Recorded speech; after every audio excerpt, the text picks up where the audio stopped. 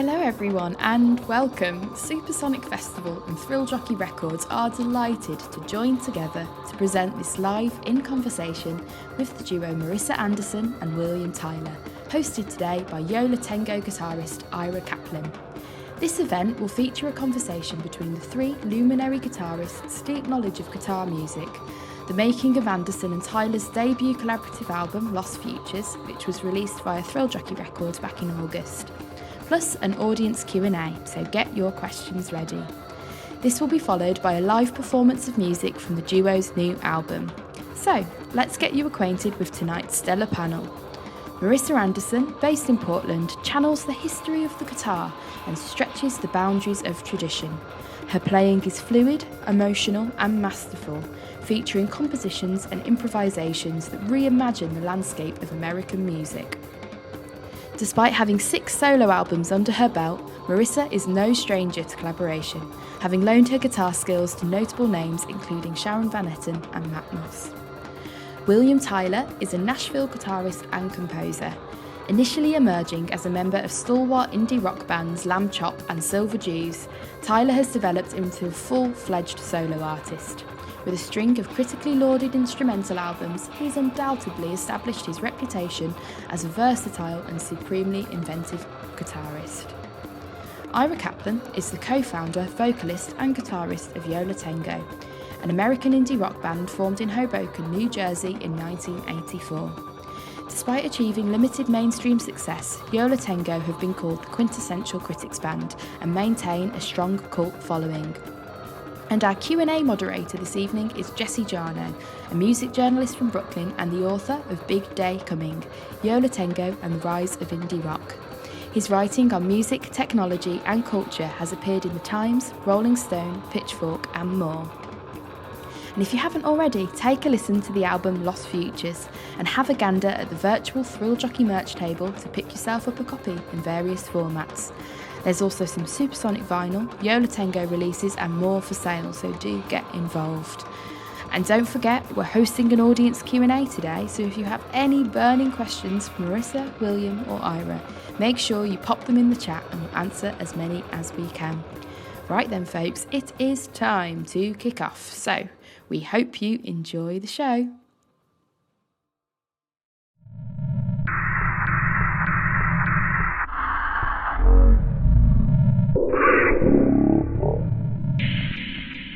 My name's Jesse. I'm here to introduce these 3 fine guitarists and back away and listen. We have here Ira Kaplan from Yo La Tengo, Marisa Anderson, and William Tyler. And William and Marisa just made a really incredible record together called Lost Futures out on Thrill Jockey. And Ira's going to lead into a conversation about it. I'm going to back out now. Well, hello, and let's start with the basics. Where are you two right now? I'm in Portland, Oregon, the West Coast one. And I'm in Los Angeles, so we're same coast. When we were talking before this started, you indicated that you've already played live, though, in San Francisco? Mm-hmm. Have you done a lot of dates? We've done 6, I think. Oh. Yeah. So I think we have, yeah. And are you together practicing for what's the mechanics in 2021 of doing a tour? Well, we're still figuring that out. We're doing little like clumps of shows basically. We did a couple of shows in the Northwest. We just did a headlining show at the Independent in San Francisco, which was wedged in between 2 shows opening for Emmylou Harris. Nice. And then we're doing, actually, yeah, I think that's the week you guys are going to be in LA. We're going to be in the Midwest for about a week. Things like that. No long form touring so far, but the mechanics of it are a little more amenable to people like us because we are solo artists and also have a pretty low like footprint in terms of like gear, and I mean there's some of that backline things are complicated, but it's not like essentially it can be 2 of us in a car flying to meet somewhere, and like we can bring 2 guitars and our pedal boards and show up and rent a car and, show up a day early to make sure that we're like on the same page and go for it. Because there's a lot of the songs on Lost Futures have a number of overdubs on them, and has it been, what's the process of adapting that material to play it live? The core of all of the songs are two guitar voices, and everything else is, additive to a certain degree. Although when we played in Portland, we got to have the violin and viola and the quijada with us, which was really special. And I hope we get to do that again. But I don't want to speak for William, but for myself, that's always the process. Like I make solo guitar records that have more than guitars on them, and then I just figure out like, the process of listening to a record and the process of going to a show or like what you want, what I would want from each experience is really different. So I sort of feel like part of that translation process is really natural to be like, well, this is the record and this is the show, and they're not going to be the same. I know for our band, I mean, I couldn't agree more with that, but so much of the way the live show evolves out of the record happens through lots and lots of practice and just getting together and allowing it to change. And that's what I was wondering about with you two in different cities, how that usually organic process, it seems like that's a real hiccup.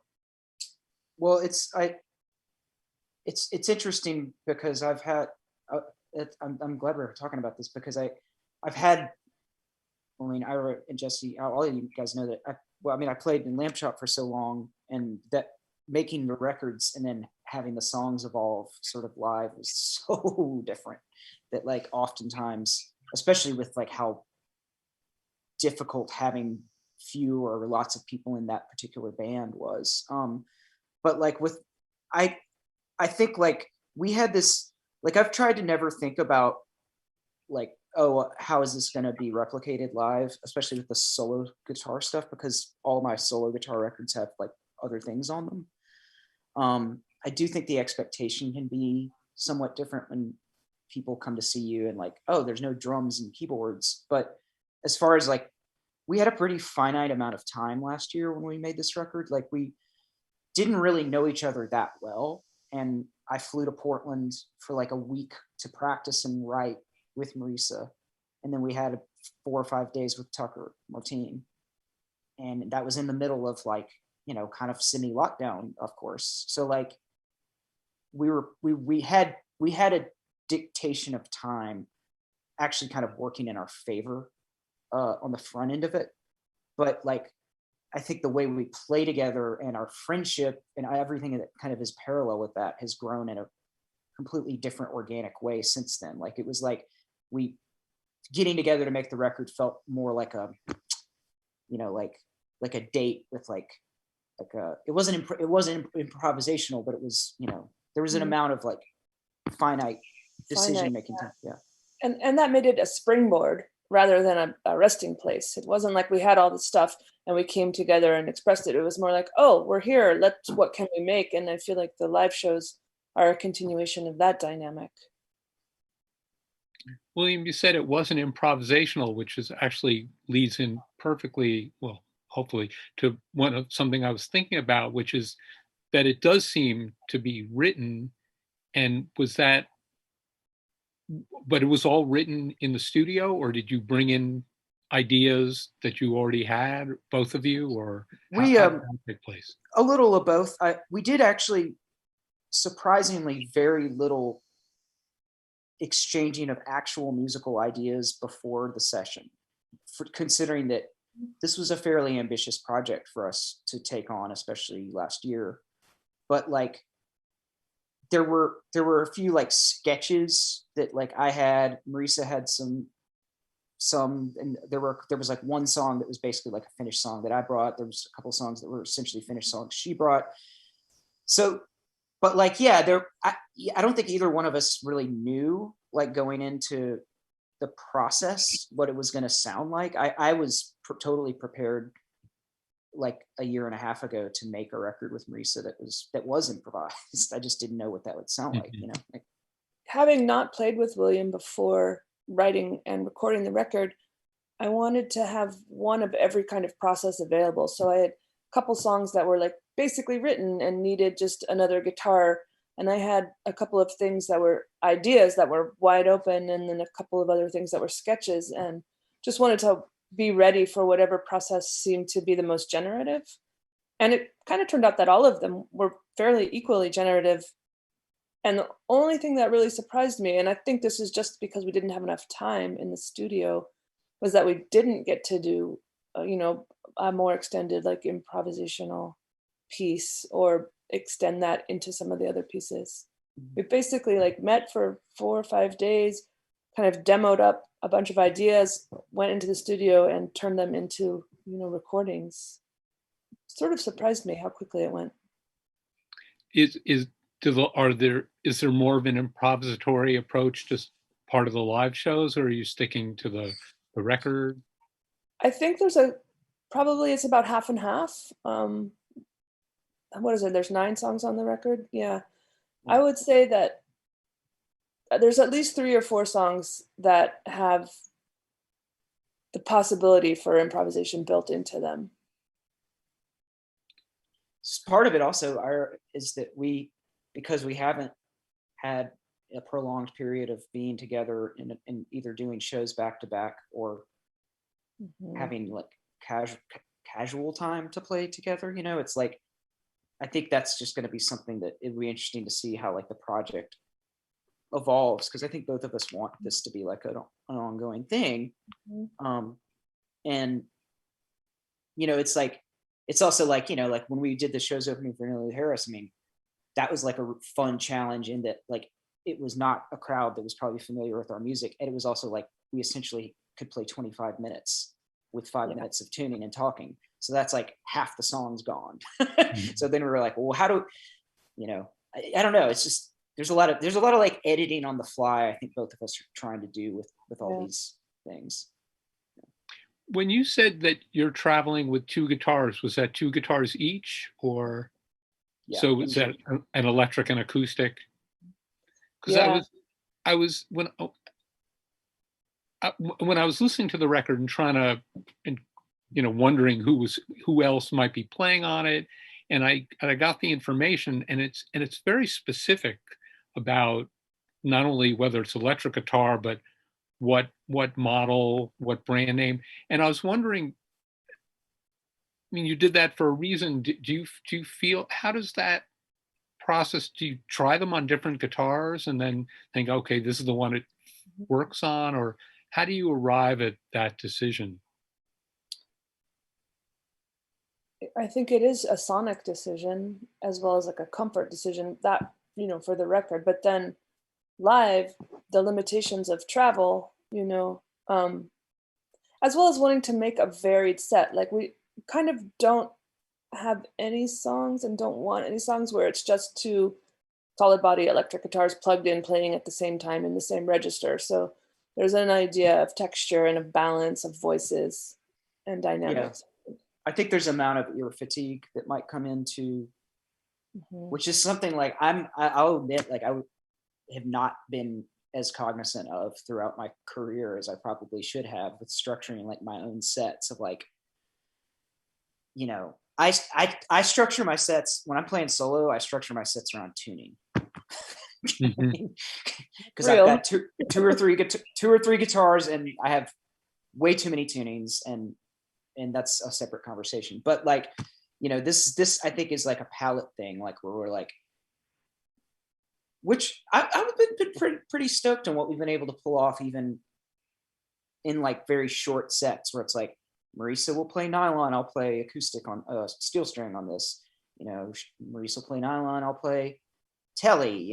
Or I'll play acoustic, she'll play electric. Like there's, I think we kind of almost have a set now where there's no configuration where back to back we're playing the same guitars, which is cool, I think. Does it ever change, like from one show? Do you play different guitars sometimes? It hasn't yet, but there's only been 6 shows. Well, you brought that different Gibson for this last tour. Oh, that's true. Yeah, that is true. And for the Portland show, we're I got to just pull from my guitars at home. We brought a lot of stuff. Yeah. But I know that in our band, we'll, depending on where certain songs are landing in a set on a given night, I'll play an acoustic guitar one night and I might play an electric guitar the next. And depending, like on the tunings and things like that, which electric guitar may change. And I like not being a slave to, it has to be this guitar and it has to be this way. We've definitely want to do some things that are like all acoustic. We did one radio performance that we just brought acoustics, and I think that I would like for most of the songs to have an adaptation like what you're talking about, so that they're not dependent on a particular piece of equipment. We definitely want to work up to where we have, the 70-71 thing where we can do like a dead like acoustic and electric set. Also think about those Neil Young shows where he's just got like all the guitars behind him in a horseshoe, and he just seems to pick one like almost at random, and that's the next song. That would be fun. I wish we could travel like that. The crew, I think, helps. Yeah, the crew helps. But I mean, this is a very like logistical versus aesthetic like thing that I think all bands have to think about, and all performers, because like, I do have an emotional attachment to certain guitars. I mean, because they're like family things. They're like, my Martin is a family guitar. My uncle, gave it to me and he's dead. But like, and it's a nice Martin. Like, it's definitely like a really nice Martin, but at the same time, it's like, it's a guitar, it's a tool, it's a guitar. It's like, I try not to get, I'm always amazed at like drummers and piano players who like are playing a different, if you have a backline piano, like Lamb Chop used to have a backline acoustic piano, like Tony, the piano player, literally that would be the first time he'd ever played that piano that night. And it was like the whole show. So it's like, that is, like, that's intense personally. Like if I've never touched a guitar before and I'm supposed to play some piece of music that's probably challenging to me on it, and I'm not like totally comfortable and familiar with the contours and all the weird little blemishes on it even. But then it, I don't know. I don't really know what the point of that is, just to say that like, there should be some variability in it, I think, for us as performers. But it's because of backline amps. Oh, that's true. Good point. Like using a different amp every night sometimes, I think, brings in that element that can either be exciting or terrifying depending on how the night's going. Often both in the same night. Now with Emmylou Harris, did you get to sound check? Quickly. Yeah. Yes. But yeah. So you heard the amp before you got on stage. Well, yeah. Yeah. Kinda. Yeah. Those are tricky shows. Now, talking about being in a band, and you've both played extensively solo. Is your duo a band, or do you think, or is it something different? Not, how do you, I don't know if you can answer this, but can you answer how you think your guitar playing changes with the presence of somebody?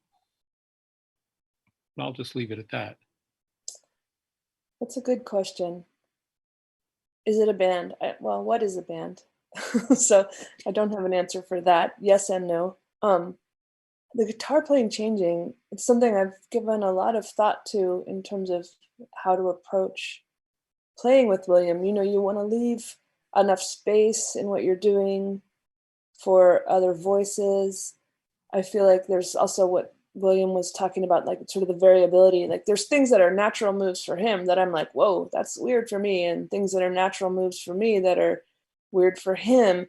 And I think that creates interest. Is it possible to give an example? I'd be really curious how that manifests itself. Sure. I think that like in sort of broad strokes, William has more, he brings more of like classical and indie rock in. I am not a rock guitar player. Like I think I bring more sort of traditional and maybe, like, for lack of a better word, folk music. But where we deeply meet is still like country music and classical music are the places that we like deeply and intuitively meet, which country and classical aren't really places that meet. So Right, but we both, yeah, that's a good. I mean, I could definitely say like there's a headspace that I've been rediscovering through this project and other collaborative projects in the last few years, where it's like, oh right, I spent the better part of 10 years playing guitar with other people and not really having much of a creative input on a lot of final decisions. And then I spent the next 10 years like playing guitar essentially by myself, or, you know, solo. So like, yeah, there's definitely more of a rock background that I bring to. I don't, it's funny because you're much more like educated in a certain way of hearing. But you're classically trained. I know, it's interesting. Like my is like on my hands, and yours is like more in your head. And we actually oddly create a kind of incredible one human being. One guitar player. Right. Very good one guitar player. Yeah. We just haven't merged completely yet, but yeah. No, that's true. Yeah, I mean, I'd say well, one thing that you were asking, Ira, about, like, what I know this about myself through this project, as well as just being more self-aware now. Like, when I'm playing solo, I'm definitely playing ahead of the beat. Like, I play very fast. It's kind of the way my head, it's like the same way I have like problems with anxiety. Like, I'm thinking ahead. I play behind the beat. Marisa plays behind the beat. And I just think almost in a spiritual way, that is a cool balance, because like I definitely, since I've become friends with Marisa and collaborated with her, have become much more like, I've just slowed down. Like, she helps me slow down, like in a good, not in like a, you know, like actually like in a pacing way, like, oh, maybe actually like, don't try to do 10 things this morning. Try to do this thing this way and be deliberate about it, and being like, and that comes out in the way we play together, frankly. Are you still using loops when you're playing, or does that the other person obviate the need for that? I never have, and I don't now. I think you've never used them at all? I've tried. It's not my thing. It's not my thing. And in fact, I will listen to music that has, you know, that's like a loop-based music, and listen to what is happening, and then try to just create that. I don't know how to explain better than that. It's the way I feel about a lot of processed sounds, where I feel like I can distill that rather than replicate it. Yeah, something like that. We do. I mean, we do use. I mean, I'm using loops in the show, kind of like as more of a accentuation rather than a what's the word, foundation maybe, because, you know, because like the line 6, like it's pretty hard to play to in time, you know, like even, you know, I mean, we all know this, but like it's kind of like, but it's cool for like certain textural things like beds. And also like that song Pray for Rain, like we have a kind of a cool version of that we play, where there's like a lot of stacked stuff that doesn't have to really be in time, and Marisa's the anchor, and I don't know, I think there's a good balance. Yeah. I wish I'd prepared a little more and knew the song titles, but the last song on the record, which has that kind of, there's the theme, and then there's that little interlude, and then the theme returns, and the interlude, and then it ends with the theme again. Was that the way that song was right from the start, or did it evolve to kind of have that, what I'm calling the interlude? Kind of, that song came out very quickly, easily, and organically, if I remember correctly. Was that like a new idea though, when we were hanging out together? Yeah. I hadn't. Yeah. That was like something that you brought like while we were in Portland Yeah, together, right? Yeah. definitely. Yeah. Because I remember us jamming on that, like Yeah. at your house, and it was like I was listening to. You were like, I heard this song on the radio. I can't remember if it was the radio or a record, and there was like a melody that came in, and you were like jamming on it. And let me ask you what that, because the record sounds so composed. Like, what is the process of jamming on this material? Doesn't sound very jammy to me. yeah, it's nice. I mean, it's that kind of improv where you just say yes, you know? So, and there's trust. So that was something I really enjoyed about playing with William, and the creative process was like, he was up for everything. But I was like, there's the diving board. And he's like, let's go. It was really nice to not, I mean, we all struggle, I'm sure, with like the internal censors, but I did not feel that in our creative process. There was some things where it was like, that works or that doesn't work, but there was never like a cutting off an idea before it had reached some place where it was clear what the idea was. Yeah. And I think like it's kind of an interesting thing because like you're trying to, I mean, I guess for me, I was like, I don't know. I mean, it's just also the emotional landscape that I was personally in like last September, like, because it was like, COVID and wildfires going on in the West Coast, and I'm in Portland, like it was the first time I'd gone out of town anywhere since the lockdown. I don't know. There was just a certain kind of fragility and probably openness, I would say, that I was in a headspace where I was like very like just cracked open in good and hard ways maybe. But like it definitely led to, I think the trust was, there's like kind of a cool, like pretty implicit, like, hey, let's just try this. And, and like, I'll be the first to admit, like, there's a lot of stuff on guitar I cannot do that I know people who can, but like I can usually approximate some version of it, especially in country music.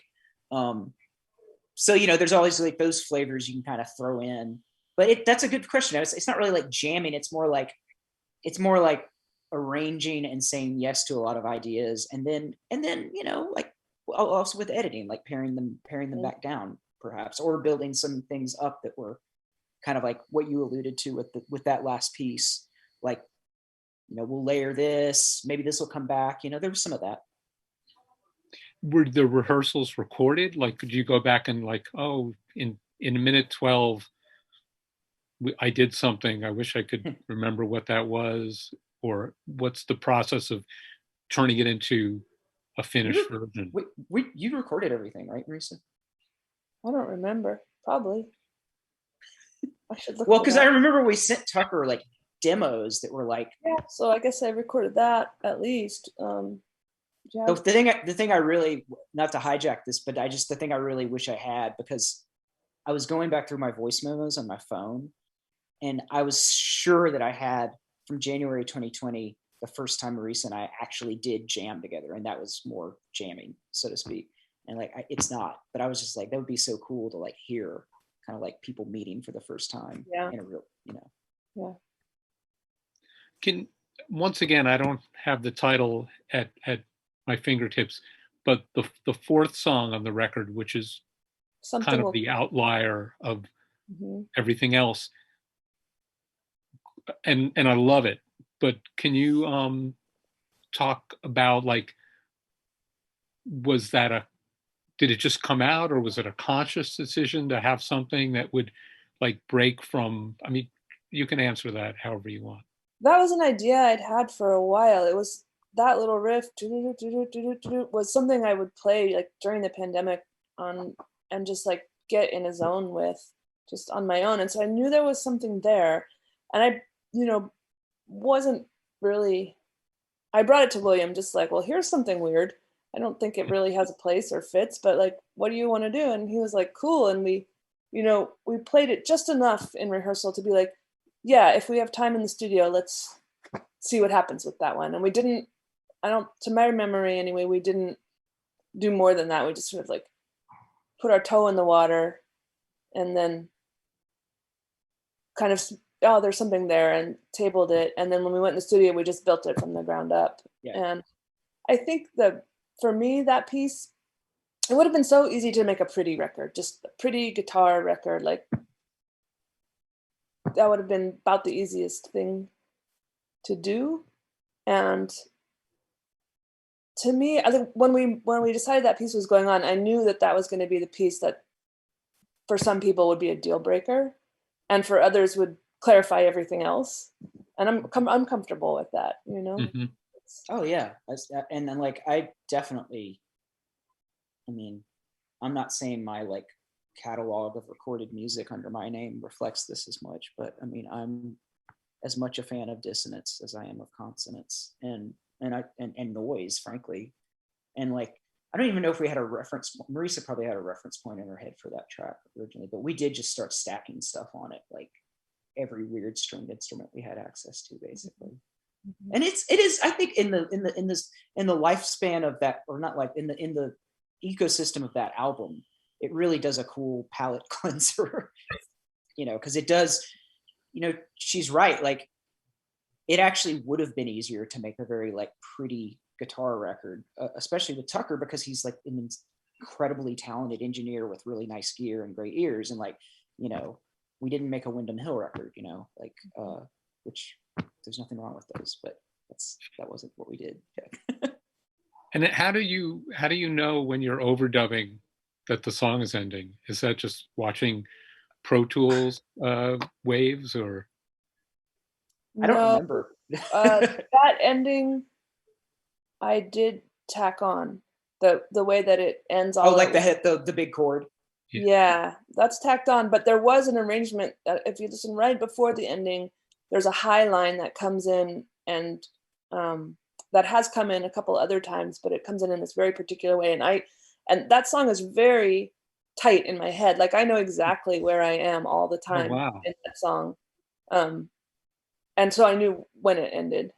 Yeah. And now it just, I don't know if this, well, I don't know if this is inside baseball. I can share, right? You can share. We have a 5-minute hourglass. That's not kind of I don't know what. Sand timer, I think. Sand timer. Thank you. Sand timer. Sand timer actually is the name of the band. Yeah. Sand timer will be the name of the band, if it becomes a band. But you brought that because you guys play a lot of Boggle backstage. But we play a lot of Boggle backstage. But yeah, and the little Boggle timer it's too short for us. It's too short. We need to find. And we also over again. We've also gotten into this thing that's really stressful for people watching, where it's like speed chess, but it's 5-minute increments. So, but no, we actually use it for something will come live. We flip it over, and then as the last few grains come out, we look at each other for the big chord. Oh, nice. I wanted to do that both so that we would be able to hit the ending, but also because I wanted to include the audience in the experience of that piece. And I feel like it's a more difficult piece for certain people. But if you know how long it is and you're tracking it dynamically, you're not just in the middle of it being like, when is this over? It's too loud or whatever, I feel like I like that as a device. And it's a good tool too, to be like, it's good. That's true, because that just made me realize something. It's definitely an OCD thing for me, but like, if we're having a bumpy landing on a plane flight, but I know how long the plane flight is, like if it's like 5 minutes, then it's fine. But if I can't actually watch the clock with the plane. Yeah. Anyway. The funny thing is, in the Portland show or the Seattle show, I forget, there was a review written and it talked about that song in particular. I'm like, that song went on for 10 minutes. And I was like, right. what? No, it did feel like 10 minutes, but it wasn't. We guarantee you that. Yeah. No, I was just thinking that very thing, that, my youth of going to see, I didn't get to see the Grateful Dead when I was really young, but I saw Hot Tuna and other people, but you'd always walk out of the show going like, oh man, they did like Hesitation Blues for 20 minutes. And then, if you ever heard an audio tape of it, oh, actually it was 4. Like, that those songs always have that way of seeming much longer than they are. And yeah, that was good. That was a good tidbit.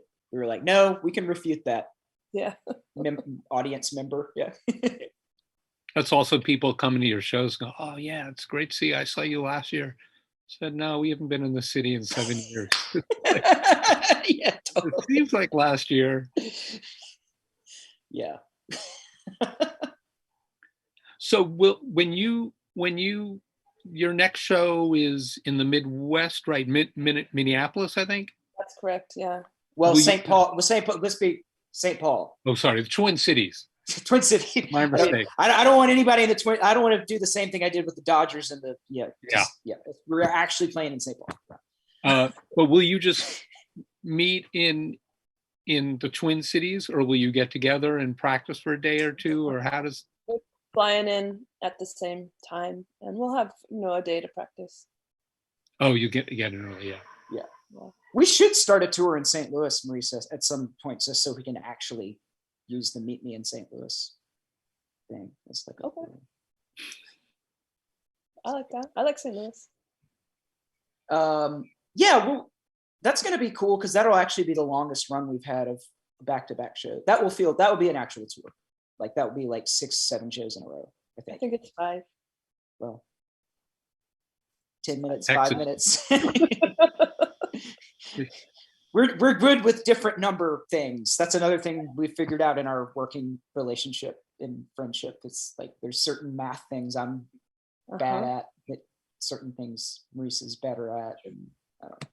But I noticed you're going to Texas when you're accepting shows right now. Are you thinking about where they are, or just if someone, I mean, I'm not in a hurry to go to Texas personally. I mean, that came up. So, I mean, that particular show is Balmorray's album release show, and we're traditionally based in Austin, and they asked us to open it. And, I just think kind of on a non-COVID times, that's kind of an easy, but no, I've been thinking about that. I mean, it's also hard because like for that tour specific, we're trying to build a tour around some shows, and that would be sort of bookended potentially by Austin and Los Angeles, which are very different environments for COVID. Yeah, I don't know. I mean, I wish we could do the hard sort of, I actually don't know how other people are doing this right now. I mean, in terms of like, we only want to play for a vaccinated crowd, like, let's say, but like a state or city law supersedes that. I know some people are just like canceling shows because of that, like Jason Isbell's canceled a bunch. Yeah, I don't know. That's an evolving thing. And Marisa has put this specifically with something that's come up, and she said, it's like right now, and Ira, everyone is part of this conversation, and like, it's still easier to plan something and then cancel it or rearrange it than it is to like wait and then figure like, oh, actually it's safe now. Let's play some, it's just like that's yeah. But I mean, it's a thing. I mean, I should know. It's something that's very fluid for sure. I'm flying tomorrow. I'm looking forward to that immensely. Is this the first? This isn't the first time you've flown. It'll be the second time. The first time I flew was to do some advance work on one of your tour stops. I went to Galleon or Galeen. I'm never sure how it's pronounced, but I think it's Galeen. So are you advancing? So you're advancing the Storehouse show for us, right? We already did. It's going to be good. Okay. Great. Yeah, no, can't wait to the catering. Yep. Okay. No, so we flew into Grand Rapids to sort of try to it's a slightly longer. It was a slightly longer drive, but just to avoid the rat race of O'Hare, and but it was. I mean, you've flown a bunch, William. I don't know about you, Marisa. I've flown a lot, and even during last year, I had to fly for a few reasons. So I don't have. I'm just like, yeah, that's Yeah. I've got my routines. Wash my hands a lot, keep my mask on, like stay away from people. I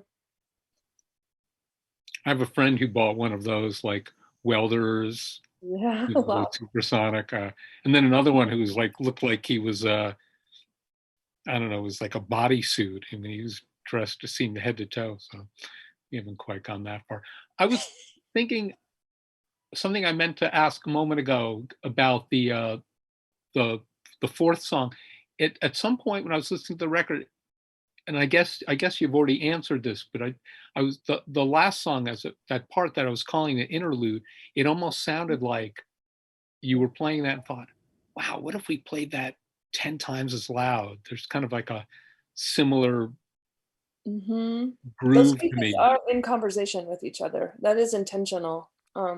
That it wasn't that one came before or that we decided to do the thing twice or whatever, but those pieces are very much in conversation with each other. Yeah. Was there more for like you said you sent demos? Were there songs you didn't get to record or? No, I think that everything that we built, we walked into the studio and played.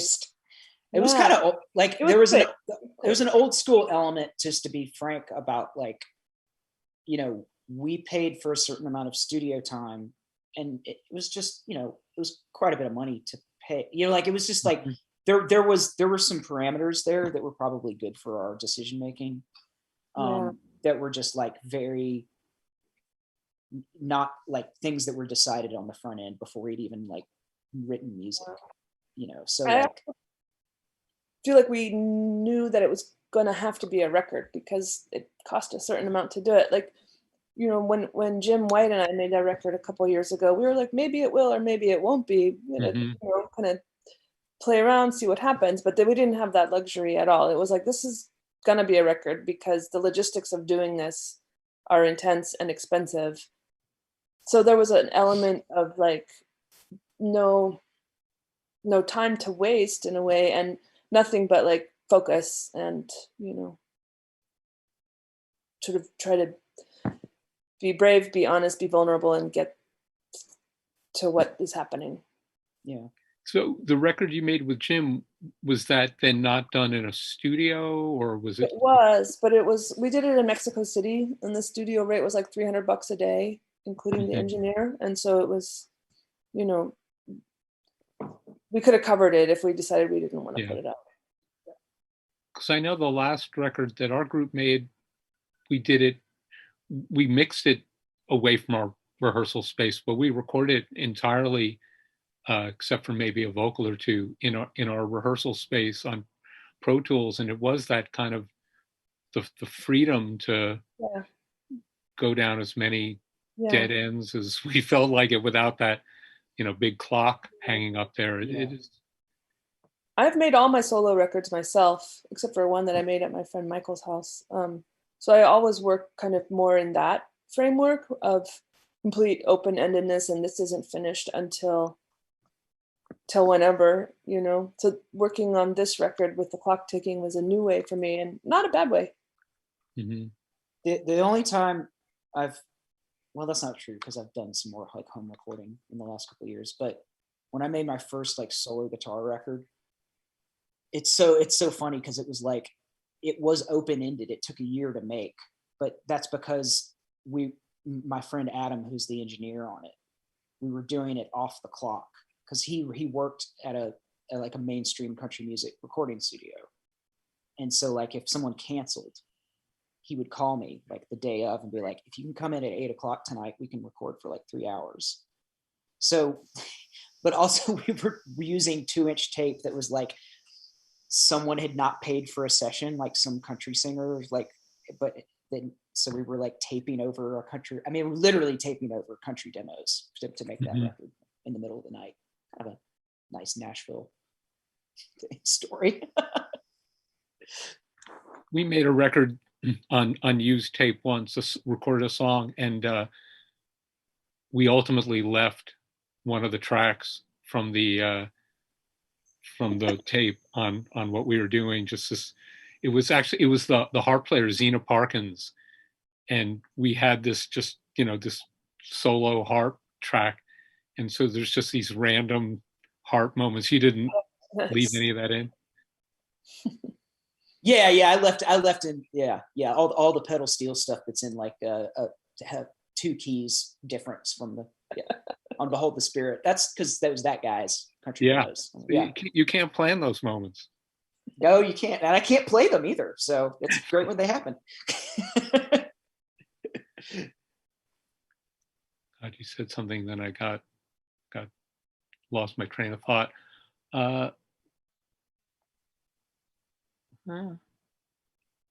Just talk among yourselves for a while. If you guys want to take some questions, might be a opportune time to do that. Ira, you can also be among the people asking questions if more of them come back. So one question for William and Marisa is where the song titles come from, and I'm actually going to add on to that one, because I've seen you both perform numerous times and give frame the songs with stories and kind of sometimes pretty powerful framings for where these songs came from. So I'm curious sort of how emotions and stories and things like that get translated into guitar instrumentals. Let me add one more, make that question a little longer, and include the album title, because I was reading about the meaning that the album title had for you guys, and I was wondering where in the process that title came, if you knew early on that's what you were working on, or if it sort of ended up speaking to the material you created. Or the latter. I think William was reading the book, where you had the book with you that has that essay in it, right? And he mentioned that phrase "lost futures" for one of the songs. And I was like, oh, that's a nice phrase. And to me, like, everything's just a title in progress until you have to like turn in the artwork, and I kind of hate that part so much. But I do like it when titles create an arc in the same way that the music does. And I don't like them to be random. So, yeah. Go ahead. Well, I mean, they're definitely like Hurricane Light, Pray for Rain. I mean, there's some like very Haunted by Water. Yeah. Right. Well, there was also like this dichotomy, which I don't believe in many of, but like when we made the record, like, Portland and the West Coast was experiencing like this wave of wildfires. And the night that I landed back in Nashville, there was from Portland, having been with Marisa for 2 weeks, it was like torrential rain for like days, flooding. And it's just like, so like, I think just this, for me personally, I can't speak, but like the environmental aspect of like water and drought and fire, like those kind of earth element things going on in like accelerated real time is definitely something that I felt like informed the record as well as the titles. Yeah. The songs were pretty referential to Portland last summer, which was, while we were recording, we couldn't go outside because the smoke was so bad. And, there was the George Floyd protests and the marches for equity and, the pandemic. Like, it wasn't going to be a light record by any means. But I do think, I mean, Ira, I'm glad you brought up the point of the Lost Futures as the reference point, because I think something that we've said in multiple interviews at this point is that, like, Mark Fisher was someone who was introduced to me as like, because I was interested in the concept of hauntology and electronic music and stuff. And it's a very like kind of culturally British thing, the way he frames it. And also like, he had a pretty tragic passing. And I think for him, Lost Futures like implied like there is a finality. Like, it's like that phrase, the end of history. And it's like, I think both of us were kind of like, Well, Lost Futures, sure. There's a lot of loss here, and there's some actual visual cues to that, even in the artwork with like the abandoned theme park that Marisa took. That's a photo Marisa took on the back. But like also implied in that is like new futures, new paths growing out of. And some things that should be lost, And so, like, some things that should be lost. We're driving off the climate cliff. Well, I'd rather lose that future and find a different one. Right. Yeah. Did you have the album title before the song title, or did you look for a song that would be the title song? What is the? No, we were calling that song Lost Futures. And then that just sort of was like, oh, that's a good phrase. It made the top 10 and then the top 5 and then the top 3 of album titles, I do think Future, some version of Future was always in the mix for an album title because I've wanted that personally to be in a title. Big Moody Blues fan. I actually am a pretty big Moody Blues fan, but that's a pretty late term though. What? The Days of Future Past, that's not maybe the one, but anyway. No, that's not the one. But but they did something with that record. You don't have to like it, but I don't think I do either.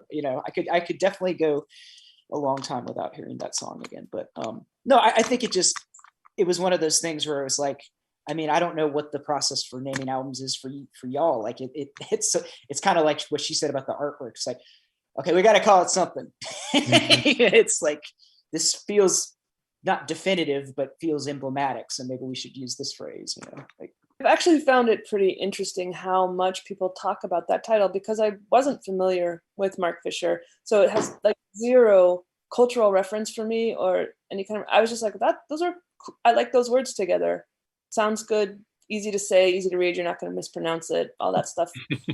And it also just to pivot for me that people are like going deep. Like some writers are like this and that and the other thing about the name and the music. I'm just like, that's more you than me, but cool.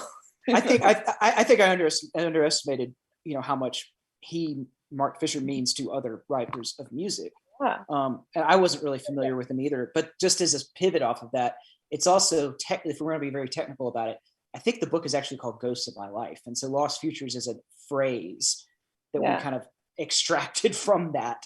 Yeah. But it is, yeah. I mean, you came up with that as like, I had not heard it, and then you were like, this is one of, this would be a good song title, and I was like, yeah. So yeah, you didn't even name it after the book. And I've named things after books. Definitely. I've been very blunt about book titles being titles. Somebody's curious about where in the compositional process the idea, like the overdubs and sort of filling out came in. Was that sort of a plan early, or did that sort of evolve once things had been recorded? I feel like it wasn't, we didn't write things thinking there will be this particular or that particular overdub. I don't work that way. I don't plan ahead for what something's going to sound like. I wait to hear what it sounds like and then have a response and try and follow that response. I think Something Will Come might be the only track that we went into the studio knowing this was going to be kind of constructed or built. Yeah. Yeah.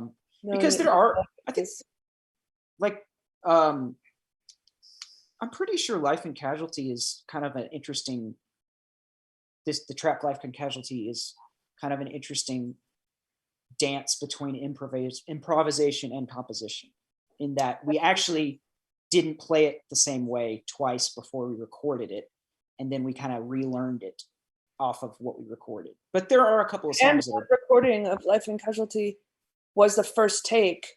Oh right, yeah, and it was. I was completely improvising. I mean, I hit like that melody line with you a couple of times, but like where a Love Supreme and all that comes in, I think that was all totally improvised, and we just were like, well, that's the one. Yeah, that's true. Somebody's also curious about alternate tunings and guitar pedals, and if those things play into composition for you. I play in open D or open D minor, and I've been doing that for about 10 or 12 years. So that is my standard tuning. I mean, I obviously can play in standard, and I do often play in standard if I'm playing in a more like normal environment. But at home, like all my guitars are tuned open D. It's not an alternate tuning for me. It's my tuning. So I can like play chords and scales and, you know, whatever you got. Like, so it doesn't totally answer the question, but I mean, I use, I mean, yeah, I use lots of them. I think it honestly at this point, what I'm finding is that I'd be interested as to what Ira's take on this would be. Like, you can get kind of lost in the language of what they are, because every tuning you use becomes kind of a different form of standard tuning, as you know, Marisa said. And you like, there's also like, for me personally, there is a predisposition in certain tunings to have musical moves that are just like, you're like, oh, that's kind of becoming a thing now, so I should maybe change that up. I don't know. yeah. And in terms of pedals, I have like a boost pedal and a reverb pedal. That's it. I have a complicated relationship with guitar pedals. There's an expansive phase where I'm adding, and then I'm like always trying to subtract. But you know, some of them are hard to get rid of. So the electric tambura is on tour with you or not? No. You know, Mark Nevers still has that. Somehow, I don't know if I get traded it for him for studio time, but like it lives in whatever version of the beach house is in South Carolina now. I remember the first time I know Marisa plays the electric sitar on the record, that the first time I picked one up, it was like, wow, it was like being an 8-year-old on Christmas. It was like, this is the best thing I've ever played in my life. And like 10 minutes later, it's like, I never need to play this again. That's kind of how I felt when you busted out that electric tambura. It's like, wow, there are 1,000,001 things to do. No, it turns out there's one thing. There's one thing it does. Yeah, I found that out too. But you know, good thing. It's a good thing. Yep. Some tools are perfect for exactly what they're good for. Somebody has a question here for William that I'm going to expand, make slightly more broad, but they following up on something William said about approximating an idea that you're not sure you can play, and they're curious about if there are any songs or techniques you've developed out of necessity. And I guess I'm just going to expand that. I'm just curious of how your vocabulary expands, how you even hear new things coming in that feel like this is something new that I didn't used to do before. Or, I mean, I started using a volume pedal as like a pretty like important part of how I play electric guitar when I was playing in Lamb Chop, and we didn't have pedal steel all the time because there was some approximation, you know, and I can't play steel. There's for me a lot of because like, you know, Marisa's classically trained. I grew up around country music, and like any bar in Nashville or like on any given day, I can go in and see a guy playing guitar doing 100 things that I might not ever be able to do. So like, then it's for me, like country music specifically is like this, you know, this vocabulary that like, I understand the language, I can read it, I can speak in it, but like, I have a very like, I've had to have my own relationship with it because I just literally cannot play the way that, you know, Clarence White would play or Kenny Vaughan, you know, like, I mean, a lot of guys, it's just like that, but I grew up around it. So it's like really embedded in my musical brain personally. And I guess, is there even a way to answer the second part of my expansion of that question, sort of how voices expand and how you come across things that feel new? For me, it's about rhythm. I feel like I might have an idea that because of like sort of my culture and my upbringing expresses itself initially in like 4/4 or 3/4 maybe, but like if I listen to music from outside of the United States, I'm going to hear like rhythmic combinations and nuance that would never have occurred to me. And if I take these melodies that I already have and start to like strategically apply the different elements, I feel like it's really fertile ground. Yeah, and that's something we talked about when we were making the record, because I think we wanted to lean away consciously from the 4/4 rolling style of picking. That's just kind of like a default way I think a lot of people hear. It's my default for sure. Yeah, I think it is now, although like I haven't, it was. I don't know what my default is now, but yeah, I mean it's where a lot of headspace goes, because it's like, yeah. But it's yeah, also that's just shorthand, it's the quickest way for me. Like if I want to remember a melody, I'm just gonna grab it and play it like a quick finger style, Mississippi John Hurt style kind of lick, and that's going to get the thing in my head. But then I need to like deconstruct it and reconstruct it. So I think one last question, and I'm actually going to follow up on that one slightly, is I feel like a lot of interviews with guitar players are about, what guitar players do you like? Where did this technique come from? And I'm actually curious what non-guitar sounds you hear in your playing, if because you sort of hinted at that a little bit just now. But yeah, like where do those fit in? Well, for me, it's piano and drums. So my thumb is the drums. It's playing the kick and the snare. And then the fills that are possible are piano. And then if there's like a high line, it's trumpet. Yeah. I usually am hearing strings, cello and violin, and a lot of tone, like synthesizer tones, like pads, synthesizer pads, organ pads. I really wish I could play organ well, not just like know what the keys are.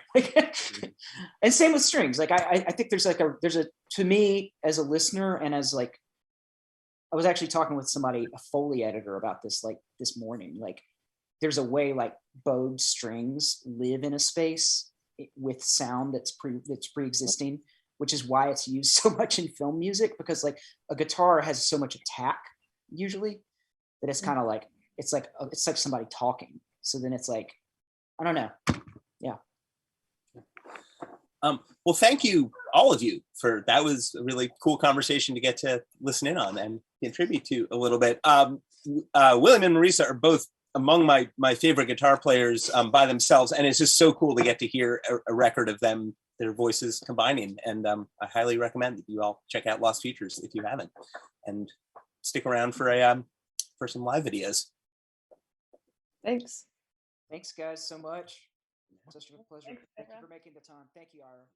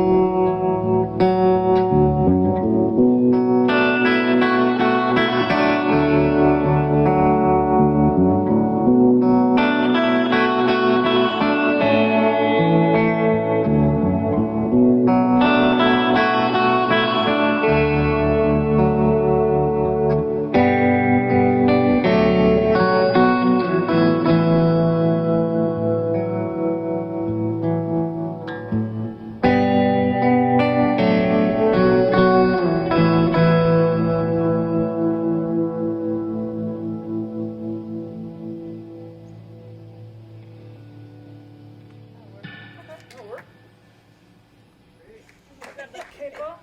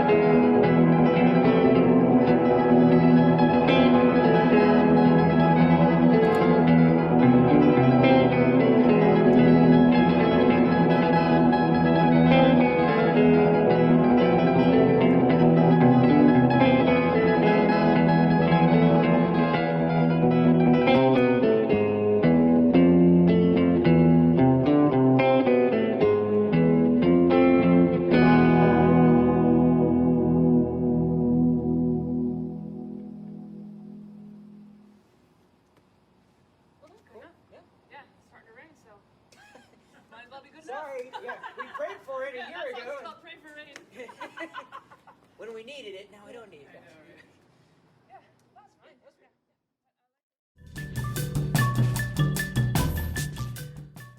Wow, that was absolutely fantastic. A massive thank you to everyone involved this evening and to all of you out there for tuning in. We hope you enjoyed that as much as we did. So join us now and please give a giant cyberspace applause to tonight's participants, Marisa, William and Ira, and our host, Jessie. And if you haven't already, now's your chance to go listen to the incredible new album, Lost Futures, out on Thrill Jockey Records. So that's all, folks. Thank you for tuning in and keep up to date with all things Supersonic at www.supersonicfestival.com, and of course Thrill Jockey can be found at thrilljockey.com. So thanks again, folks. Take care and we'll see you again soon.